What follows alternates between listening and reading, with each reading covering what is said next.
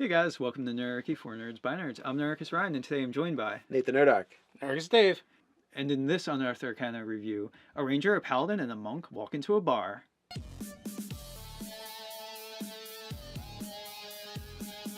Before we get into this Unearthed Arcana video, check out the shirts we're wearing. So these are from our sponsor, Armor Class 10. If you jump down in the description, you can check out a link and go check out all the badass shirts that they have. So it's Monday, and you know what we like to do on Mondays, guys. We bust out our Unearthed Arcana reviews. So we're going to delve into this one. We got a trio. We're going to be talking about the Ranger, the Monk, and the Paladin. We got an Oath, a Conclave, and a tradition? Yeah, and a monastic tradition, an inebriated monastic tradition with the drunken monk. This one was quite eclectic and kind of a little bit weird combination. Yeah, nothing was super, but otherwise, what do you make all the different traditions or archetypes or whatever? The alcoholic version, it's kind of hard to. Well, we've also got some weird and outliers. We've got the drunkard fighter kind of thing. We've got the pacifist, and we've got the stalker. Pretty much. So it's a weird mix. Not the restraining order kind, guys. Yeah. Like if I were a monster, I would get a restraining order from the monster slayer. Yeah. So like, sorry, you can't legally be within like 100 miles of me. Yeah. I don't think that's how it works, but good enough. So starting with the way of the Drunken Master. So right off the bat, the main thing they get is drunken technique. Gives you two things. You are now as graceful as a dancer because you have a performance skill. If you didn't have before. Which it's weird in the wording because they didn't do it like they normally do. They normally call it, hey, if you have this already, pick something else. Right. Yeah. And instead they're like, hey, if you don't have this, you do now. If not, you're boned. But the really cool thing is when you use their Flurry of Blows feature, you get to use the disengage action and you get an extra 10 feet of movement. I think that's pretty sweet. It absolutely works. It's very thematic. Now, the interesting thing about the way they've done the Drunken Master in this edition versus what we've seen in like a third edition or a Paizo version. Are you going to go into the fact you have to spend 2 levels getting drunk before you've mastered being drunk? Right, exactly. But that is an interesting little sidebar. But before, like, they literally tied it to having alcoholic drinks, whereas this one, it's more technique, so you don't really have to be a drunkard, but you could. That is true, but I believe traditionally drunken styles you're not actually drunk either. Yeah. I'm not entirely 100% well, I mean, sure. like on that, there's like the actual fighting style. There's the mythos in the sort of in like kung fu theater sort of movies and things like that. But a lot of times in the movies, though, the drunken master fighter is also a drunken person. Yeah. So he just happens to be a master. Yeah. Exactly. I just keep thinking of the Jackie Chan movie. Yeah. That's all I got in my head right now. Yeah. So I think the drunken technique is a really cool addition to the class, and then we have the tipsy sway. We do. So tipsy sway. I feel tipsy. I can't say it. Tipsy sway as a reaction when an enemy misses you with a melee attack roll, cause that attack to hit one creature of your choice, which is really cool. It just happens. The tipsy sway is pretty cool. It is pretty cool. Short or long rest, boom. If they miss you, you make them hit somebody else as long as you have a reaction. That is a really cool, just like, it's kind of like you're just nudging their hand to like punch somebody else in the face. Like that's kind of neat. Yeah, it's the classic, guy swinging a sword or trying to hit you with a chair and you just dodge out of the way and it hits their friend. And you stagger. Stagger as well. Drunkard's luck. Starting at 11th level, you always seem to get a lucky bounce just at the right moment to save you from doom. Basically, you can spend a Kai point to gain advantage on a saving throw. You have to declare it beforehand. Well, so this is interesting in that it seems to break with most things, like most expenditures of resources. I mean, the monk, because they can recoup their key points in 10-minute intervals, basically a short rest. Mm-hmm. So they do have more access to resources, but it's interesting. Most times when you have something like this, you get to you get to see the die result, and before the determination of whether you succeeded or failed, you get to choose. In this one, you still have to spend that resource no matter what. Yeah, but it's cheap. It is cheap. 1 Kai point. Yeah, whatever you call it. It's worthwhile. It is typically going to be worth the usage. By 11th level, you got 11 of them, so it's not as bad. And you recoup it in a mini short rest. So, yeah, and how many times are you going to actually need to use all your Kai points before, Yeah, could be. Could go either way. I'm loving the 17th level ability, Intoxicating Frenzy. Basically, when you're overwhelmed, you can unleash like the mega flurry of blows, where you can attack up to 5 opponents. The only thing is, where flurry of blows attacks have to be against separate targets. So you can use your 2 standard attacks against one person, but the other 3 have to be in a circle around Spread you. around. yeah.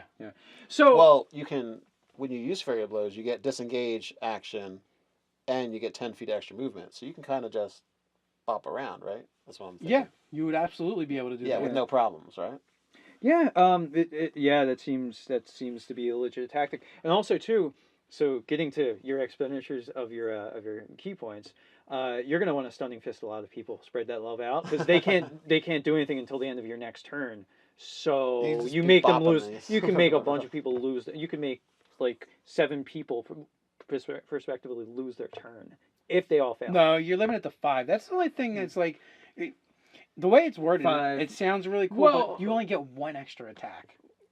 Uh, Up to 5 attacks. I think they worded it so you had to initiate your flurry of blows so that it activates all the rest of the stuff going on. So Because normally you you get the get. disengage action and then 10 so feet it's giving you movement. 1 extra flurry of blows attack, essentially, right? Yeah, Okay. essentially, yeah. 1 extra. The- Okay, the that's way, still the still way good. it's worded, like maybe the sage has weighed in and given some clarification. So I mean that part is a little weird. Like, I would like to see it like 5 attacks plus your normal 2. I think just saying you get 1 additional flurry of blows above and beyond, still fair enough. Still good. 17th level. Well, It's how much a- are you doing with that hit?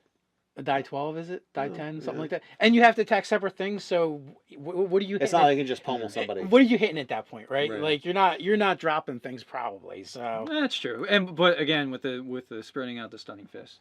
yeah. Well, I mean that is the only thing. But the other thing you're gonna be spreading out is those Kai points. Yeah. Yes, And you're gonna you're burning. they're like, oh, I'm you're done in burning 2 through, rounds. Yeah. Yeah. Well, again, we found a use for all of them. Yes.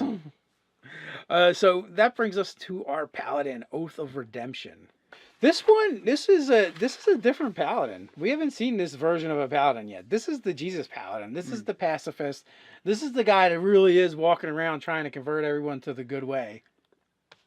But he will still do something about it, like against fiends and other things like that. Oh yeah, things that are unredeemably evil. He's like, no, f that. They gotta go. Yeah. But their spell list is super thematic and just a solid spell list. Like when you think about it, what you're going to be doing in a combat as well. Oh yeah, they got a great spell list. They actually have really good abilities. They get shield, sleep, whole person, rave, enfeeblement, counterspell, hypnotic pattern, Odalix, resilient sphere, stone skin, hold monster ball of force. The 2 that I'm a big fan of are shield and counterspell. Yeah. So this paladin can use his reaction all the time. But everything else is toward locking people down. So Yes, yeah, being like, calm down, man, calm down. settle down, bro. It doesn't got to be that way. So armor of peace. This is weird because we're seeing a new mechanic. We're getting a static armor class plus your dexterity, as long as they're not using armor or shield. Right. So, I mean, it's a trade-off, but if you maxed out your dexterity, you could have a 21 armor class, like naked. So you could. And there are still some things that technically could bring up your armor class. Bracers of defense aren't technically armor. Ring of protection, cloak of protection. So there are some other things you could actually do. And you can cast shield. So Yeah, you can have really bump that resource. AC up. Yeah, Yeah. you could be a 26 for a round. Yeah. Yeah. Or more, depending on your gear. Warrior of Reconciliation is the other 3rd level ability they get. And this is the one where it says, well, you are kind of a pacifist and a peaceful guy, so your weapons will suck. Mm. And You get old school cleric weapons, basically. You get 2nd edition cleric. Yes. Yeah. You have to use a simple weapon that deals bludgeoning damage. It's actually slightly worse. you don't need to use it all the time. It's just if you want to gain the special ability. Similar Yes. to Armor of Peace.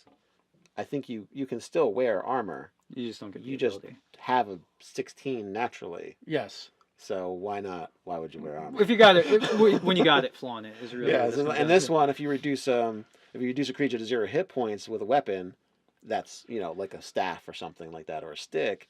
Was instead of falling unconscious, the creature's charmed by you for a minute. Yes. So that's a big deal. As long as nobody attacks them, you don't attack them. They're And not taking damage. you can't make them attack. Yeah. And that's cool because you can do interrogation, you can do talking to them, like, hey, look, You can get a I'll foot just- massage. I'll Yeah, just sweet, beat you sweet. down again if you get out of hand. So are we going to play nice, or are we going to... Dave convinced me foot massage is the way you go with this. All right, well, I mean, Yeah. they are But, charmed. I mean, it is a weird sort of I don't know, the idea that you've beaten someone down so much and I'm gonna kind of be helpful to you now. I don't know. It's a little interesting. It's a little like I guess hypnotic in a way. Like, Yeah, I'll be helpful to you as long as it's not violent. for the next minute. If you think about it, in a lot of situations where, people are concerned about dying and someone, rather than kill you, just like knocks your weapon in your hand, slaps you on the head, and you're on the ground, like days, I would be nicer to the person that just beat me down and didn't kill me. Yeah. I'm hoping to not get killed. He could still change his mind. I am like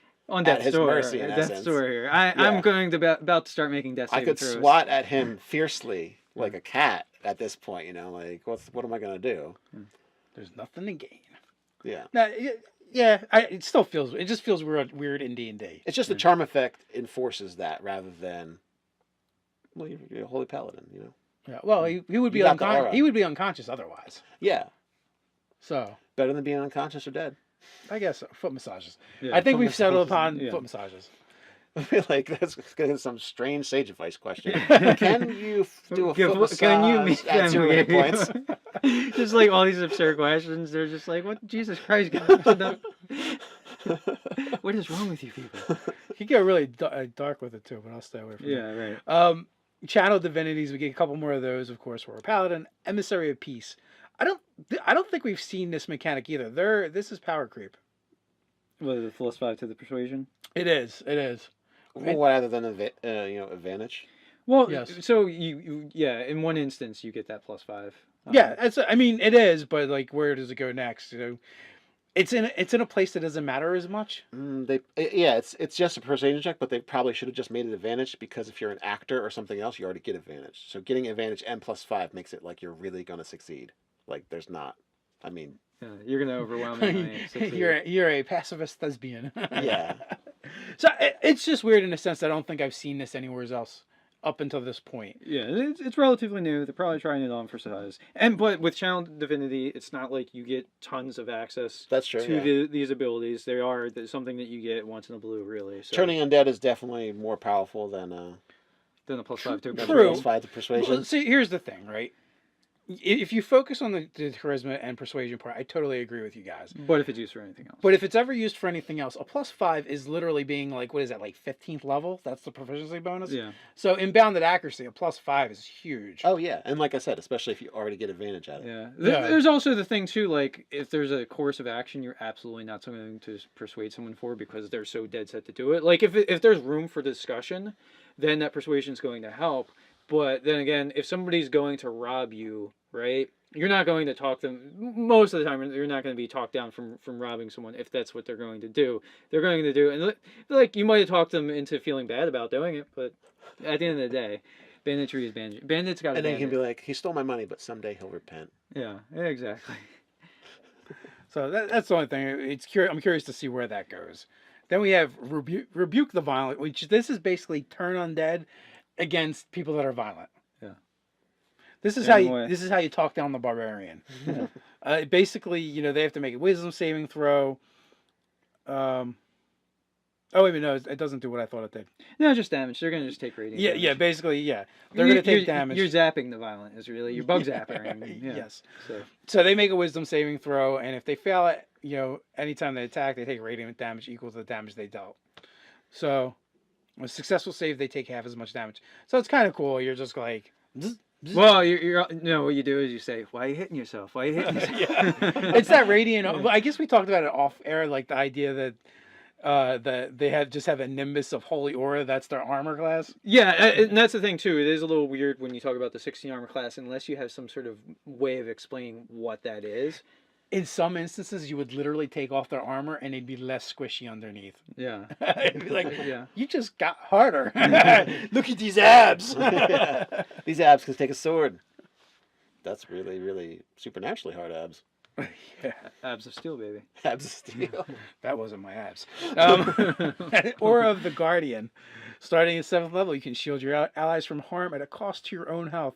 As a reaction, when you're an ally within 10 feet of you takes damage, you instead magically take the damage. This feature doesn't transfer any other effect that might accompany that damage. All right, so So wait, when it says if you're playing with Scott Garibay, do not activate this ability under never circumstances. ever, Never ever. never ever. Yeah, All fine right, print. so, Fine print. so there's no once per short or long rest. I mean, I No. feel like this character's going to want to do it all the time. Well, he is. That's his idea. He's like, I don't hurt them. They're my friends. I think this character's not going to have a long life expectancy.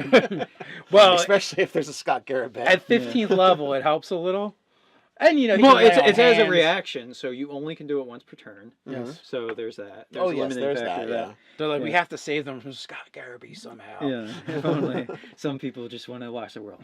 Yeah. Yeah, so this is a paladin that definitely wants to take some healing capabilities to heal thyself as it's taking on all this Yeah, damage. I think this is like the only paladin I've ever seen that's not going to be into smiting. Yeah. I mean, it's just like I need these spell slots, he- guys. he reserves his smiting for those things that are unredeemable. Super Yeah. naughty in my sight. Yes. Well, but then again, the way the way everything works, if he's using a cudgel or a staff or something, he can smite them until the pants is charmed off of them, literally. Yeah, yeah. it's a If he wants docility. Yeah. Yeah, so starting at 15th level, we have Protect the Spirit, which is a holy presence, mends your wounds in combat. You regain hit points equal to 1d6 plus half your paladin level if you end your turn in combat with fewer than half of your hit points remaining and you aren't incapacitated. This is when you can start using some of those cures for smites now. Yes. At this point. At 15th level, you can now smite the evil. Yeah. I mean, when you first get it, you're getting 8 to 13 points of back every round, so that helps with that damage you've been soaking up for your Yeah, buddies. it's nice. That and lay on hands. So their keystone ability is Emissary of Redemption. You have resistance to all damage dealt by other creatures, their attacks, their spells, other effects. That's really good. Like, that's better than anything else in the game when it comes to resistance. Yeah, except for you can't be actively harming anything when you do it. So that's like you're doing this to not fight. You're doing this to go deliver a speech or something like that. Yeah, if you attack a creature, deal damage to it, or force it to make a saving throw, neither benefit works against that creature until you finish a long rest. But that being said, you can just pick like, okay, well, I'm just going to fight the minions, but I'm going to ignore the big bad for now, or however you want to do it. Also, whenever a creature damages you, it takes damage equal to half the amount it dealt to you. So really, It's an equal trade-off because the damage is already half. So they're taking the same thing that you've just reduced it to as well. So it's an equal trade. but here's the thing. you're regenerating after you get to a certain extent. And if you're using your reaction Yeah. to take the damage from other people, Yeah. you could actually be giving it back to them too. This is really a weird. I hit Ryan. Dave blasts me with radiant damage. Like this could be this very and heals himself. You could play this character the way it's meant to be played, or you can figure out. or you can play this character as this weird sadist type character. Yeah. No, don't hurt yourself. Hurt me. Yeah, like I'm just getting really turned on here, guys. Oh my god, what's the guy's name from South Park? Oh, like Mr. Garrison and Mr. Slave. That's what Mr. Slave, yeah. That's what situation.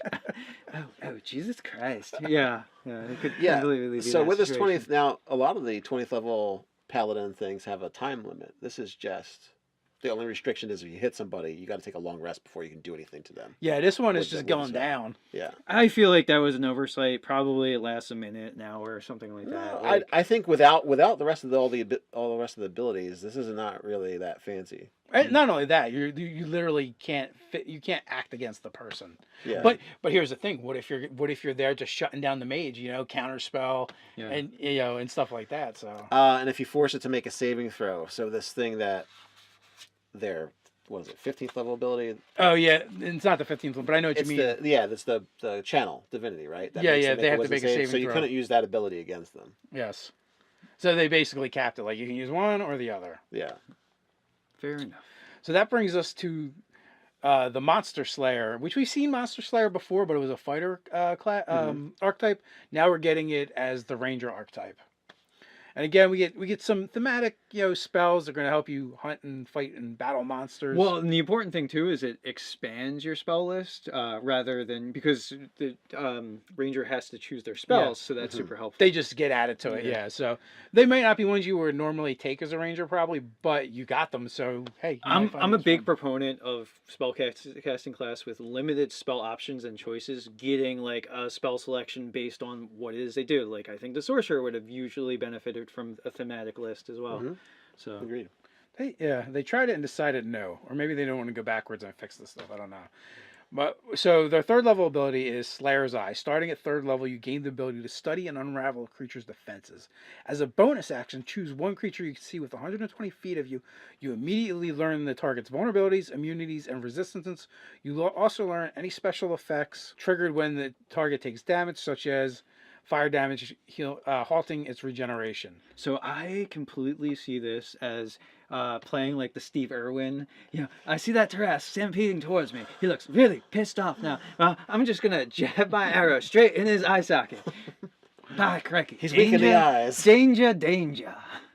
So in addition, He should also be a kobold for some reason. I don't know why. So in addition to this, the first time each turn you hit the target with a weapon attack, the target takes an additional d6 damage from your weapon. So you're doing a little extra damage. With Hunter's Mark, especially, too. Like, Well, once you've okay, injured yeah, that's D6 right. and then D8. You can slap Hunter's Mark on top of that. Yes, So why wouldn't you? that's a lot. Yeah. That adds up. Once you've injured him, right? That's Yeah. the So he's taking an Yeah. extra d6 a turn on top of all the Hunter Mark and everything you do to him. And this benefit lasts until you target a different creature with this feature, or until you finish a short or long rest. Right, and it's not a recharge ability. You just always can do this. Yeah. So it's kind of a cool thing. It's not like super powerful. It's a little bit of extra damage. Uses a bonus action. It uses a bonus action to turn it around on or move it off, which is going to be really annoying with Hunter's Mark because you're going to be That's like, when you have to stagger them, basically. yeah, you have to shift them. But you're hunting big game, so they got a lot of hit points to soak up when you're fighting your dragons and your Tarrasque and stuff. So all in all, it's decent. That brings us to supernatural defense, and this is kind of like it's like your bardic inspiration for your monster slayer. 7th level gain extra resilience against a prey's assaults on your mind and body whenever a target of your Slayer's Eye forces you to make a saving throw. Add a d6 to the roll, so it's very specific. Targeting to one creature. So this is interesting. Like, I like things that kind of hook on to mechanics that they introduce. Like, okay, well, while you're doing this thing, you get to add this thing as a part of it, and it just kind of scales in with that. Yeah. So they're doubling down on your Hunter's Eye, and if it happens to be something that has mind controlling effects, it's going to have a hard time with you. Perfect. Like Illithid, Beholder type Yes. of situations. Very Yeah. useful against a beholder. Relentless Slayer at 11th level. Gain the ability to foil your foe's ability to escape. Your study of folklore and arcane knowledge gives you a key insight into keep your prey cornered. The target of your Slayer's Eye attempts to teleport, change its shape, travel to another plane of existence, or turn gaseous. You can use your reaction to make a wisdom check contested by a wisdom check, new mechanic, made by the target. Use the ability. You must be able to see the target and need to be within 30 feet of it. If you succeed, you foil the attempt, causing it to waste the action, bonus action, or reaction. Very cool. You shut them down, and they don't get their action. Yeah, a roll versus roll mechanic, and also too, I get to tell my folklorist girlfriend that her knowledge, her field of expertise, has a useful application in Dungeons and Dragons. Now, with this, I would say, what would I say? I don't know. What the Nate say? Wisdom being used as a versus mechanic. Mm-hmm. Well, I mean, they use athletics and escape artists. Like escaping with dexterity and strength for athletics. They use that for grapple and stuff. So that's supposed strength, isn't it? Yeah, but I think the interesting choice So is it's actually that's wisdom. Actually, the interesting choice is technically this is like a force of will charisma, I would think, but they're like most rangers are going to put an 8 in charisma, so let's give them a fighting chance. Yeah, they're just not going to do it. Charisma is your presence, and this is they're saying wisdom, so willpower. I don't know. Yeah, you are correct. There are opposed checks in the game. Just we haven't seen any ones that are class features. The only ones that are in the game are basically combat related. Yeah. And and it's tied to a skill. Yeah, combat resolution. Where this has Yeah. no skill tied to it. Slayer's Counter. 15th level, you gain the ability to counterattack when your prey tries to sabotage you. The target of your Slayer's Eye forces you to make a saving throw. You can use your reaction to F them up. It says it right here. Now, you can use your reaction to make a weapon attack against it. You make this attack immediately before making the saving throw. If the attack hits, you save automatically and succeed, in addition to the attack's normal effects. Now, putting the kibosh on the fact that you just auto succeed the saving throw, that's pretty cool. That's like a neat little I don't think so. Yeah, that's a nice part of it. One of the things that they seem to really be doing with a lot of these archetypes that are introducing is giving you other ways to use to use your actions. Yeah. And like this ranger, The underused actions, yeah. this ranger gets bonus action use, it gets reaction use. Matter of fact, a lot of the ones that they're building are like, okay, we've actually given you too many things you can do, and you're gonna have to like pick and choose how to use them. Right. Yeah. And there's some of them are situational. Like the Slayer's counter is great because, it's going to come up once in a while, not as frequently.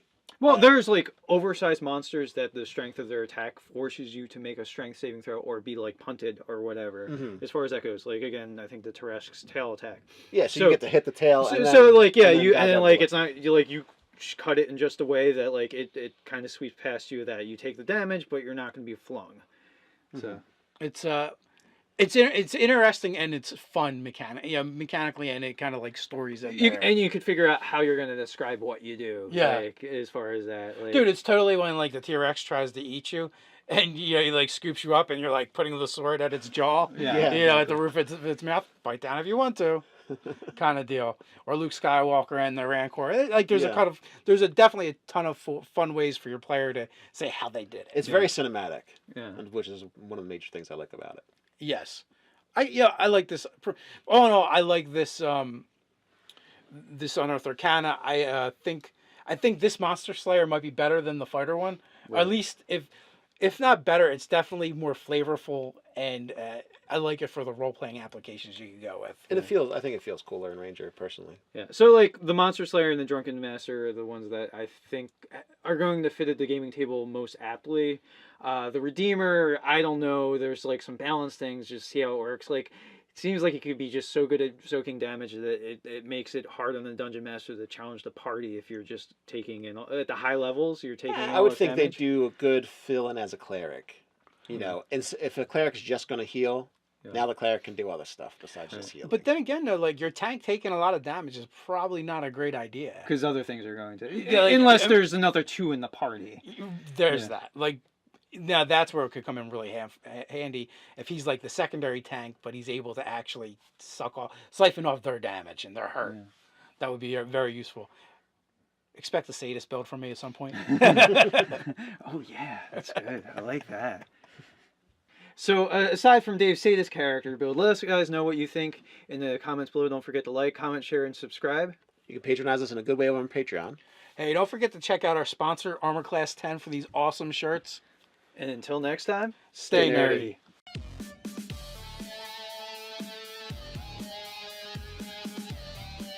But otherwise, what do you make all the different traditions or archetypes or whatever? The alcoholic version, it's kind of hard to. Well, we've also got some weird and outliers. We've got the drunkard fighter kind of thing. We've got the pacifist, and we've got the stalker. Pretty much. So it's a weird mix. Not the restraining order kind, guys. Yeah. Like if I were a monster, I would get a restraining order from the Monster Slayer. Yeah. So like, sorry, you can't legally be within like 100 miles of me. Yeah. I don't think that's how it works, but good enough. So starting with the way of the Drunken Master. So right off the bat, the main thing they get is drunken technique. Gives you 2 things. You are now as graceful as a dancer because you have a performance skill if you didn't have before, which it's weird in the wording because they didn't do it like they normally do. They normally call it, hey, if you have this already, pick something else. Right, yeah. And instead, they're like... sort of movies and things like that. But a lot of times in the movies, though, the Drunken Master fighter is also a drunken person. Yeah, so he just happens to be a master. Yeah, exactly. I just keep thinking of the Jackie Chan movie. Yeah. That's all I got in my head right now. Yeah. So I think the drunken technique is a really cool addition to the class. And then we have the tipsy sway. We do. So tipsy I feel tipsy. I can't say it. Tipsy sway as a reaction when an enemy misses you with a melee attack roll, cause that attack to hit one creature of your choice, which is really cool. It just happens. The sipsy tway is pretty cool. It is pretty cool. Short or long rest, boom. If they miss you, you make them hit somebody else as long as you have a reaction. That is a really cool. Just like it's kind of like you're just nudging their hand to like punch somebody else in the face. Like that's kind of neat. Yeah, it's the classic, guy swinging a sword or trying to hit you with a chair, and you just dodge out of the way, and it hits their friend. And you stagger as well. Drunkard's luck. Starting at 11th level, you always seem to get a lucky bounce just at the right moment to save you from doom. Basically, you can spend a Kai point and to gain advantage on a saving throw. You have to declare it beforehand. Well, so this is interesting in that it seems to break with most things, like most expenditures of resources. I mean, the monk, because they can recoup their key points in 10-minute intervals, basically a short rest. So they do have more access to resources, but it's interesting. Most times when you have something like this, you get to you get to see the die result, and before the determination of whether you succeeded or failed, you get to choose. In this one, you still have to spend that resource no matter what. Yeah, But it's cheap. It is cheap. 1 key point. Yeah. Well, Whatever you call it. It's worthwhile. It is typically going to be worth the usage. hey, if you don't have this, you do now. If not, you're boned. But the really cool thing is when you use their Flurry of Blows feature, you get to use the disengage action and you get an extra 10 feet of movement. I think that's pretty sweet. It absolutely works. It's very thematic. Now, the interesting thing about the way they've done the Drunken Master in this edition versus what we've seen in like a 3rd edition or a Paizo version. Are you going to go into the fact you have to spend 2 levels getting drunk before you've mastered being drunk? Right, exactly. But that is an interesting little sidebar. But before, like, they literally tied it to having alcoholic drinks, whereas this one, it's more technique, so you don't really have to be a drunkard, but you could. That is true, but I believe traditionally drunken styles you're not actually drunk either. Yeah. I'm not entirely 100% Well, I mean, sure. like on that, there's like the actual fighting style. There's the mythos and the sort of in like kung fu theaters. Hey guys, welcome to Nerdarchy for Nerds by Nerds. I'm Nerdarchy Ryan, and today I'm joined by Nathan Nerdarch. Eric is Dave. And in this Unearthed Arcana review, a ranger, a paladin, and a monk walk into a bar.